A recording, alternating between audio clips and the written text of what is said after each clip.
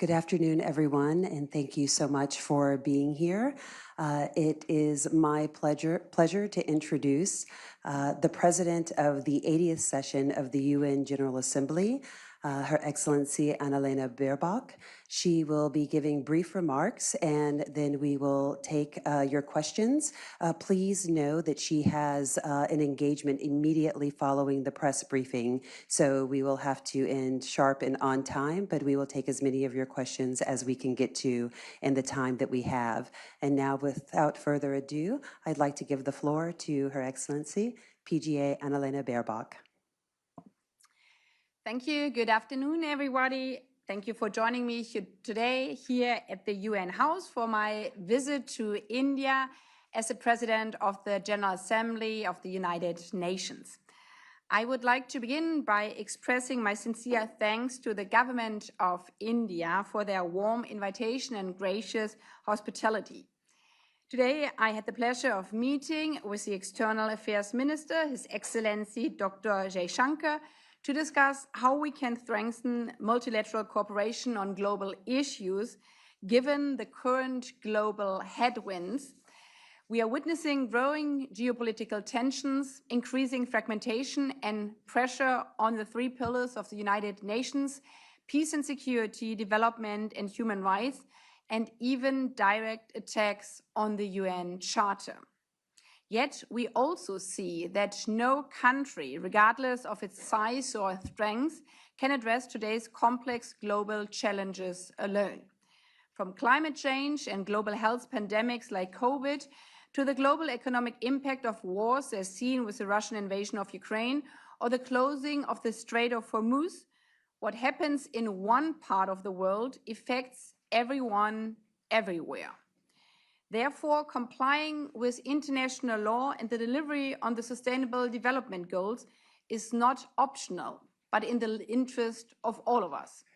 The Charter of the United Nations is our common life insurance.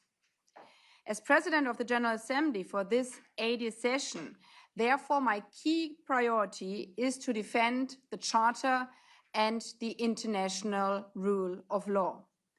In this regard, I also called for a cross-regional alliance to support multilateralism and the United Nations. This is why I have traveled to India, one of the world's biggest democracies, and its continued leadership and partnership for multilateralism is central in these times. Its steadfast commitment to the Charter and the rule of law is a guarantee for peace for all of us. As one of the founding members of the United Nations, India has played a critical role throughout the organization's 80-year history and across all three pillars of the UN Charter. Since 1948 on peace and security, India has contributed more than 300,000 troops to more than 53 missions. More than 184 Indian peacekeepers have made the ultimate sacrifice in service of global peace. As a champion for the SDGs, the Sustainable Development Goals implementation, India leads in South-South cooperation, for example, by the Indian UN Development Partnership Fund to specifically support least developed countries, landlocked developing countries, and small island developing states in their pursuits to the SDGs. And at a time where there's a backlash against human rights and women's rights, it is important to remind people that both human rights and women's rights have been embedded in the UN since the beginning as a foundation of peace and development. As a great female Indian leader, Dr. Hansa Mehta ensured that the Universal Declaration of Human Rights from 1948 reads not only all men, but all human beings are born free and equal.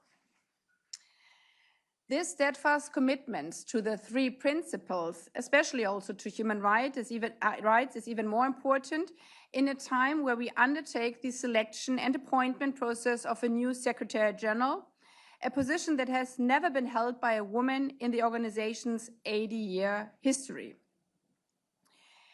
In this process, which we just started in New York, and you might watched it on UN Web TV, We are looking not only for the next head of the unique multilateral organization of the United Nations. It's not only a simply task of administration decision, but the selection of the next Secretary General is a statement of intent that will shape the direction of the world's unique multilateral organization and demonstrate whether the United Nations truly represents the more than 8 billion people we serve around the world in all its diversity, and of half of which are women and girls.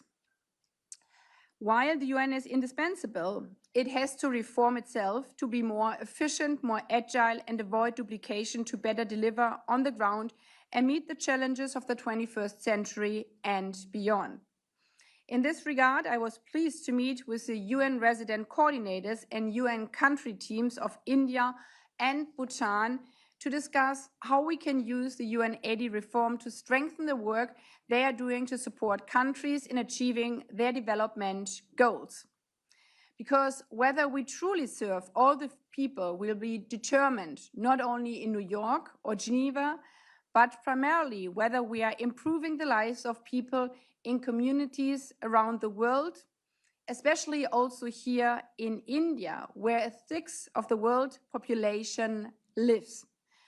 And I really commend also the work of the more than 20 UN agencies here in India to deliver every day on the implementation of the SDGs. This underlines that the UN is needed every day, even though we are facing intense challenges. No single day would the world be better off without the United Nations. But as much as the world needs the UN these days also needs the world.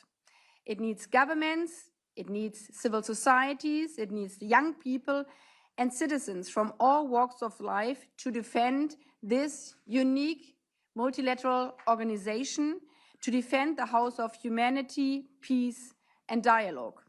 And in this regard, I also commend the strong commitment of the Indian people to the UN, as demonstrated by the enthusiastic participation in the nationwide competition to design a commemorative stamp to celebrate the United Nations 80th anniversary.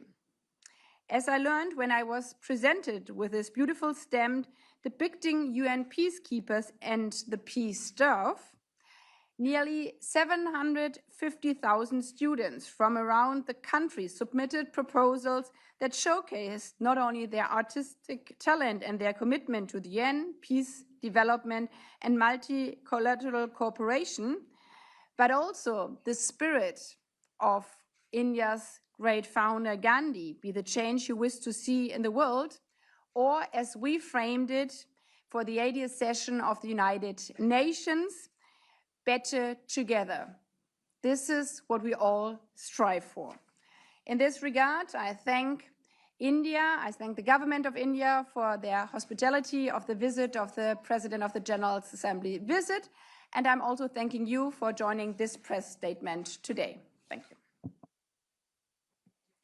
Wonderful, thanks so much. So we'll take groups of questions, and if you could please say your name and the organization that you're with, and then we will take a group. So I saw your hand, and the gentleman here, your hand, and then your hand, and then we'll get to a few. Let's take those three first, and then we'll get to a few on this side. Yes, ma'am, and then you, sir, and then you.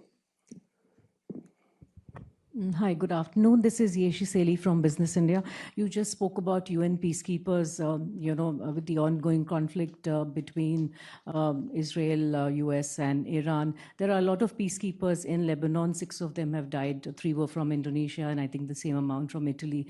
How is it that you're going to ensure the safety of the peacekeepers? We have nearly 600 there. Okay, thank you for that question. And now the gentleman behind you. Yes. Ma'am, I'm Siddhant Sibal from WION. Ma'am, my first question is on the reform of the United Nations Security Council, India's position, because India has been forefront. India is seen as a natural contender, but the process has been very slow, painfully slow. What's your view on that? And my second question is on the next Secretary General. What has been the conversation with the Indian External Affairs Minister? What's India's view? Is India backing one of the candidates? Ma'am, I'm Pranay Upadhyay from India Today. Adding to what my colleague Siddhant has asked, it's United Nations is going to complete 80 years of its foundation, and it's a very important year.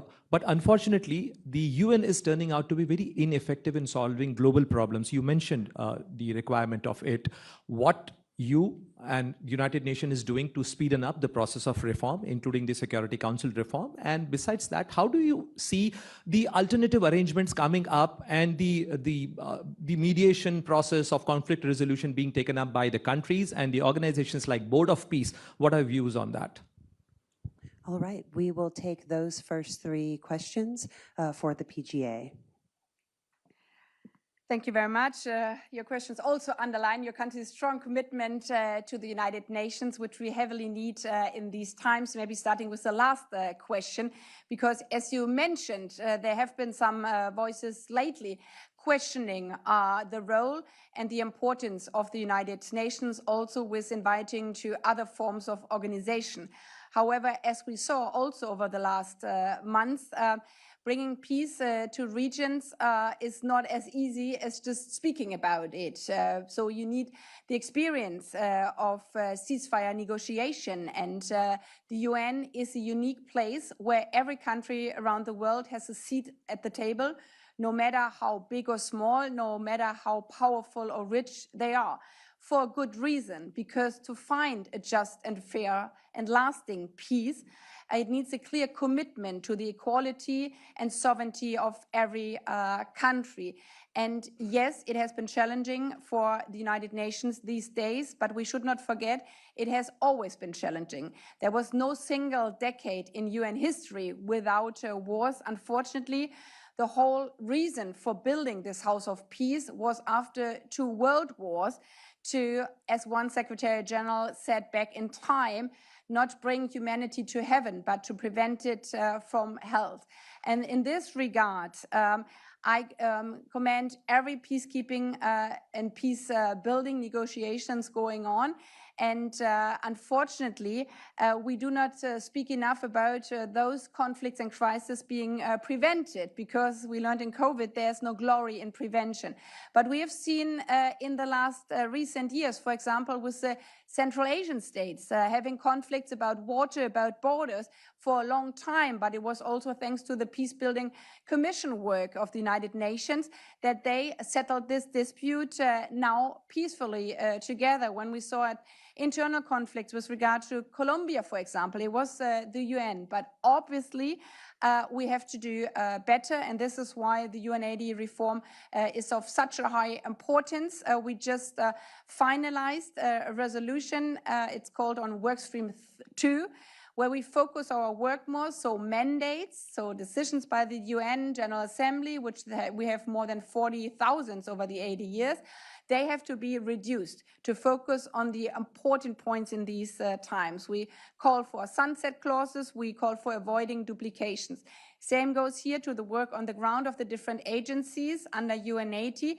We are discussing mergers of agencies to more focus on their work to avoid duplications in the field. To the questions with regard to the first one and peacekeeping in relation to the war in the Middle East. Every effort to come to a ceasefire is highly needed, not only because the blockage and the attacks on the Strait of Hormuz are affecting every part around the world. Oil prices are going up, fertilizer prices are going up. One country has even declared a state of energy emergency, but also because, as you mentioned, it overshadows the devastating situation for the people in Gaza. The humanitarian situation in Gaza is still heartbreaking. We are seeing in Lebanon 1.3 million people being displaced. We have seen the attacks on peacekeepers in Lebanon. the Secretary General and myself, we strongly condemned any attacks on UN peacekeepers. It's a commitment by all member states of the United Nations to ensure the safety of peacekeepers, especially as people from all around the world commit their work, their life for the peace of other countries, and therefore the security is of highest importance. And the work from the UN on finding not only a ceasefire but a peaceful settlement of this conflict is our utmost responsibility. With regard to the second question, and the Security Council reforms. This has been a debate going on for more than 17 years. As we all know, it is in the Charter that 5 member states do have a special responsibility and also a right to veto. However, it comes with the responsibility to stand up for peace and security. And given the situation that also P5 members are in attack of the Charter of the United Nations in these times, the discussions about the reform of the Security Council has also increased. I appointed 2 co-facilitators to lead this process. Different proposals are on the table. Also proposal from this country, but many other proposals as well, especially also from the African Union, which is not represented in the Security Council as a whole continent as a permanent member of the Security Council. So the reform debate of the Security Council is also part of the credibility of the United Nations.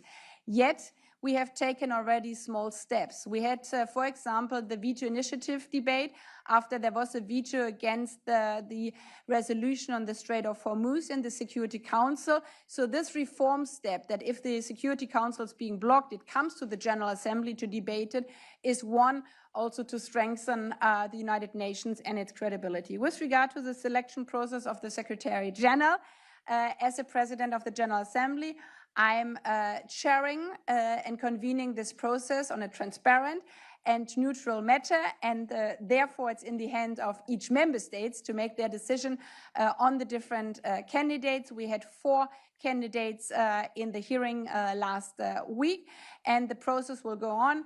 That the Security Council, which has a special role in it, will also hear the candidates. There will be an open town hall meeting with other candidates as well. And I encourage everybody also here in India to engage with this process, because the next Secretary General will not only serve the delegations and ambassadors within the United Nations halls, but is supposed to serve all people from around the world. Okay, thank you. Since we took some questions from this side, I'm going to go to this side next. And I see the gentleman in the back with the watch on. You had your hand raised. And then the gentleman here in the white shirt. And then...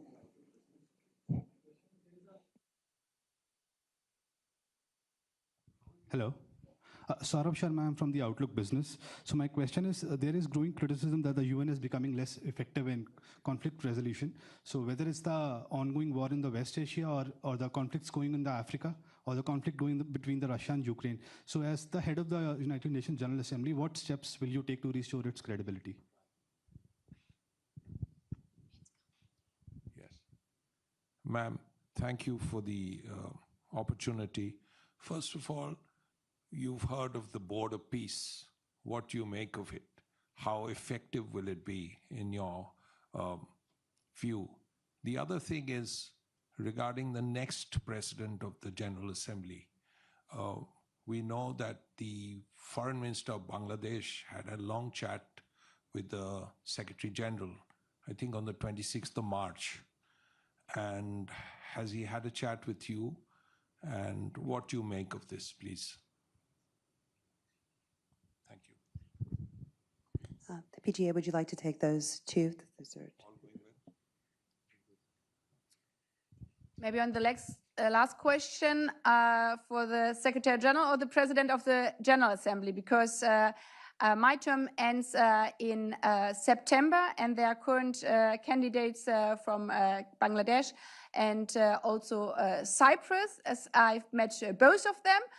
But again, it lies in the hands of the member states to take the decision on the upcoming president of the General Assembly.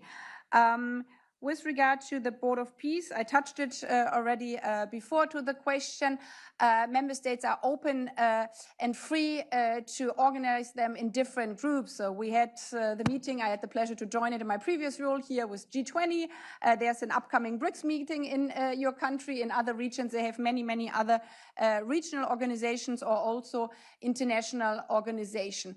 But there's a reason why for international peace and security, there is one organization called United Nations to be responsible for peace and security, because every country, no matter how big or small, how powerful or rich, has a seat at the table, because you will not find just peace for anybody in the world if you have to pay a fee to join it, or if you negotiate how much power you have. The equality between countries, and thereby the equality between all people around the world, is based on the Charter of the United Nations and the Universal Declaration of Human Rights.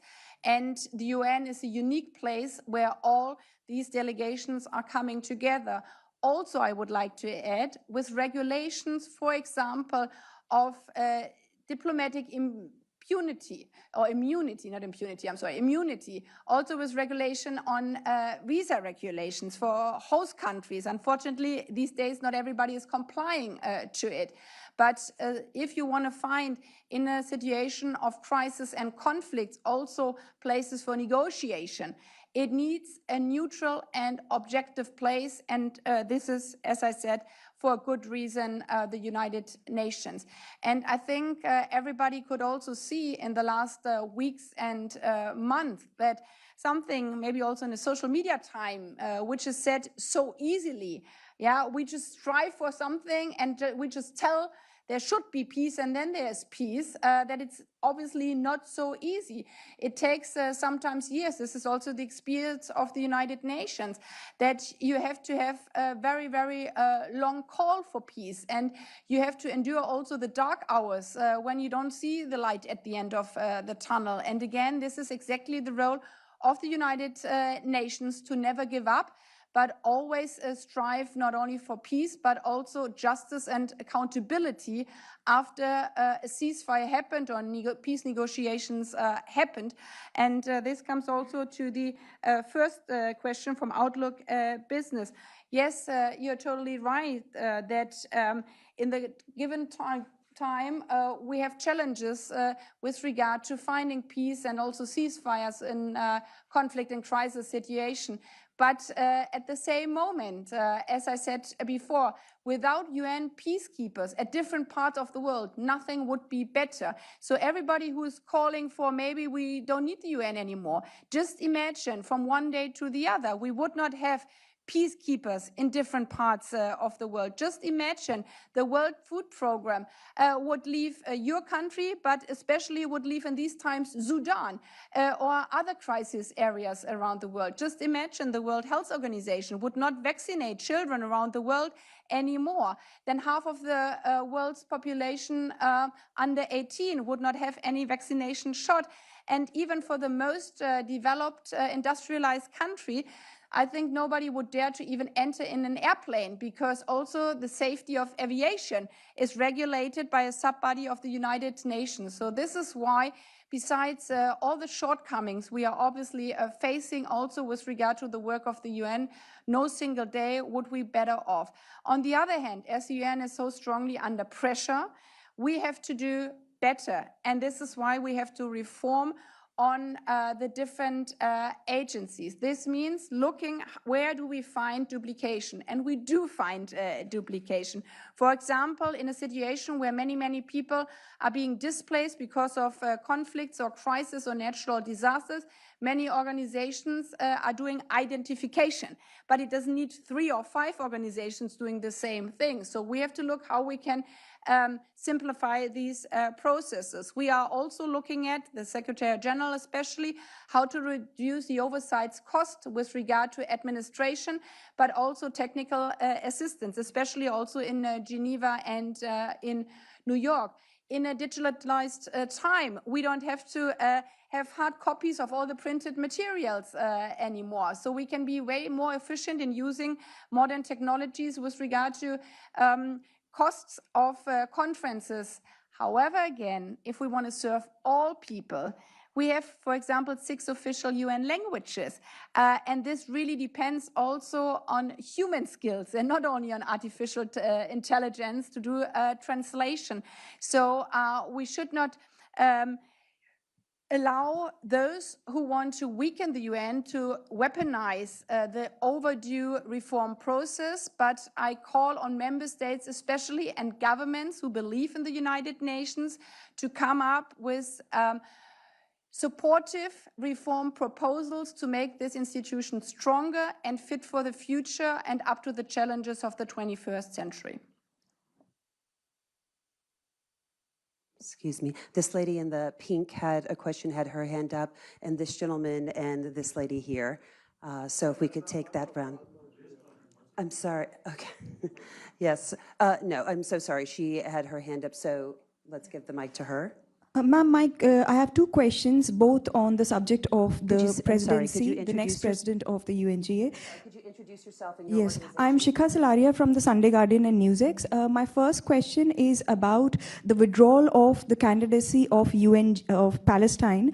The Palestinian ambassador to India has made comments that in the past there has been pressure on the Palestine to withdraw from such high-profile candidacies. So, what do you have to say to that? Number 2, ma'am, there have been 86 academicians, legal professionals, and politicians who have written to member states against the candidacy of the foreign minister of Bangladesh, Mr. Khalilur Rahman, and they say that he represents a civilian government which has systematically targeted a section of the population. What are your thoughts about that? Thank you.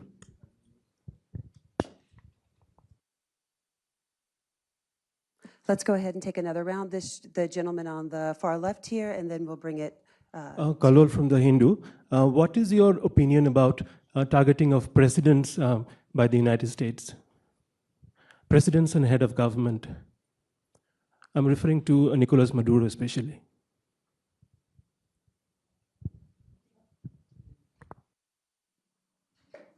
Good afternoon, Excellency. I'm Divya from Indian Express. You just had a meeting with External Affairs Minister S. Jaishankar and discussed West Asia crisis. So what were the specific discussions in that regard, and also about the role that India can play in global diplomacy? Thank you. Thank you. We'll take that round.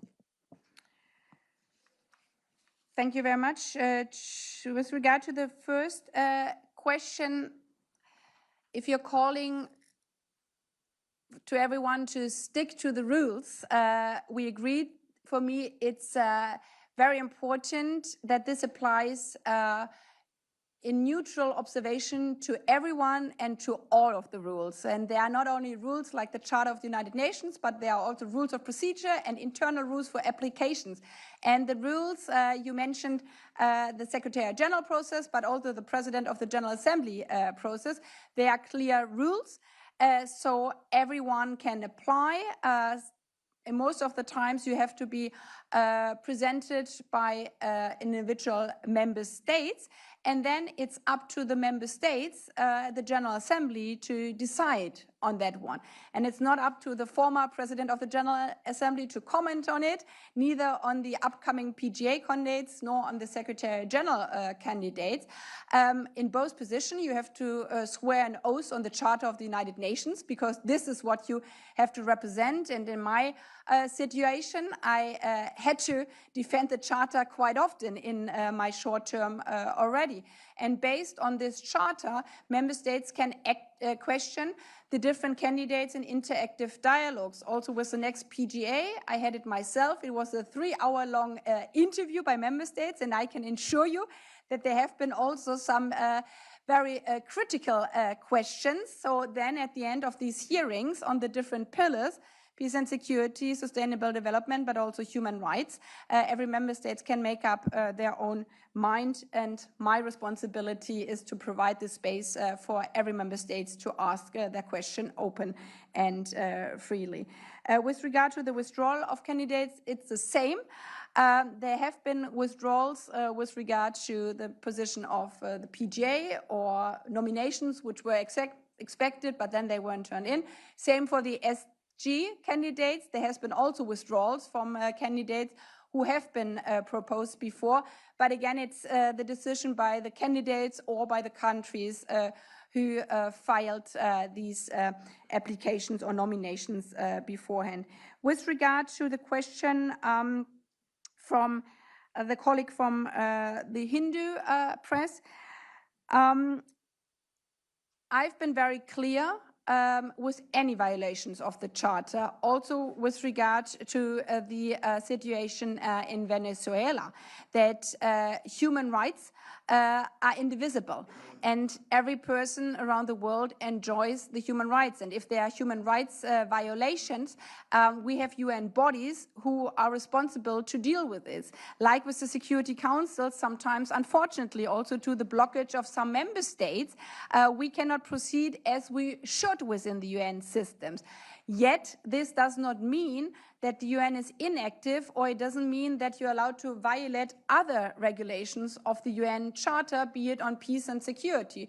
And this is why the Secretary General and myself, we have made very clear that Venezuela has to, I answer your question, has to obey to the human rights standards for the people of Venezuela. But it's also very clear that the use of force is prohibited by the Charter of the United Nations.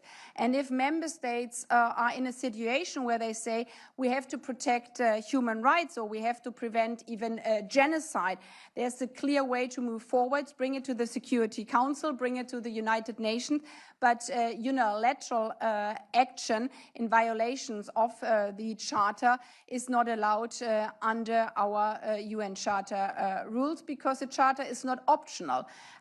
It is an obligation for every member state to protect the peace and security around the world, and also to protect the sovereignty of every member state. But for me, it's very important to say this does not mean inaction, but it means the efforts of joining forces together to protect all the three principles within the Charter.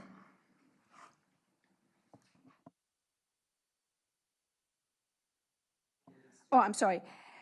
Yes, with regard to my meeting with the foreign minister, as I mentioned, we discussed obviously the current situation around the world, be it the conflict in the Middle East, or be it the situation in the broader perspective, especially with the outcomings and consequences on trade, on the law of sea. This is a strong question also for UNCLOS, as we have seen it also in the Black Sea before, if we have seen it in the Strait of Hormuz. But if we accept also for the law of sea that this is being violated unilaterally, then trade around the world will almost be impossible. But we have discussed also intensively on UNAID reform. As I said, India being the biggest country in the world, the results of the UNAID reform by implementing on the SDG will have a strong effect on this country. And India is, with its active support of the SDGs also in other countries, a key driver also for the progress for others. And this discussion around the Secretary General process obviously has been also part of our discussion. As always, time is way too short, I guess also for this press conference. We're drawing close. We have two more questions, and it was this gentleman here and this gentleman here, and that's all we'll have time for today. So the last two questions, please.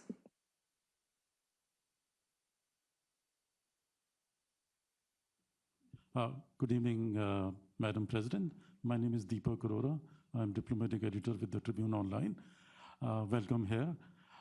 My question is that you mentioned about the next Secretary General, and you also mentioned that, and there's been talk about next Secretary General to be a woman, So personally, would you rule out the other two candidates? I know it is a different process. I know the process. What's your personal opinion on that? Would you personally would like to see a woman candidate as the Secretary General? Thank you. And could we have the mic here for this gentleman in the front? And that's our last question. Thank you. Ma'am, I'm Akhilesh Suman from DD News. You met External Affairs Minister and also Minister of Electronics and Information Technology, I think. So what transpired in the meeting between you and both the ministers, and what you expect from India?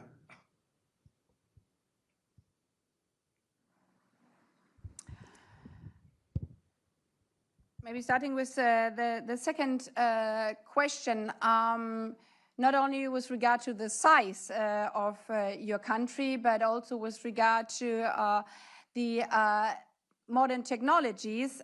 India just recently hosted the AI summit, underlining that it's also a driver in this process in a time where not only CO2 or a virus of a pandemic does not stop at the border, it's the same with social media, and it's the same with information sharing. So again, it's in the interest of all of us to have a governance structure for artificial intelligence in these times, that the knowledge and especially the programming of the algorithm is not only dominated in a single or two or few countries, but it's a shared knowledge of the citizens around the world. Not only with regard to knowledge, not only with regard to information sharing, but also with regard to protection. I guess all of you are having children, teenager children or grandchildren or friends of them, seeing online how this wonderful technology can be misused, also being and especially targeted against women and girls. If we look at deep fakes, for example, 96% of sexual related content is targeting women. So these systems are set up to disgrace or attack women and girls. So the backlash of women's rights has to be fought especially against in the digital sphere. We also see apps which teach, again, teenagers how to commit suicide. So again, it's in the interest of all of us to find a regulation that serves the people and does not harm the people. And therefore, I also commend India's role here in this regard. And I'm visiting also with the ministers and actors in the digital space to hear what their efforts are going on. The next meeting will be in Geneva.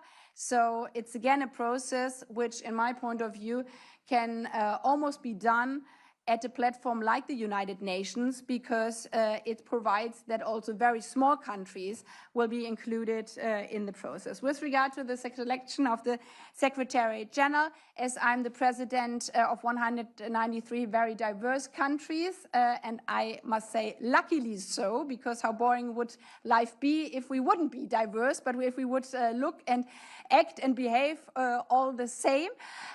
Yet these 193 member states all have to play to the same rules, because otherwise it would not a fair competition. And this also counts to the selection process of the next Secretary General. The member states set out some clear guidelines. One of them was that they called in unanimity, and in these times, to strongly nominate women. And therefore, as the president of the General Assembly, I'm reminding member states these days, if 193 member states strongly call on the nomination of women, that after 80 years, as we didn't have a female Secretary General yet, it would be really hard to explain at the end of the process why, again, there was no woman to be found in the world. And I heard it quite often before, I guess every woman here in the room as well. It was really hard to find a capable woman, but frankly speaking, we have 4 billion potential candidates around the world, women and girls, maybe not the girls if they are under 18. But this question is also a question about the credibility of the United Nations standing up for human rights, men and women human rights. And it will be very interesting, I can assure you, so it won't get boring over the summer. And if you want to be engaged in this process, not only that you can follow if there are more interactive dialogues upcoming, but also you can invite, or your government or institutions can invite the different candidates to present themselves also in this part of the world, because this will be also your next Secretary General. I thank you very much for your time this afternoon. Thank you. Thank you all.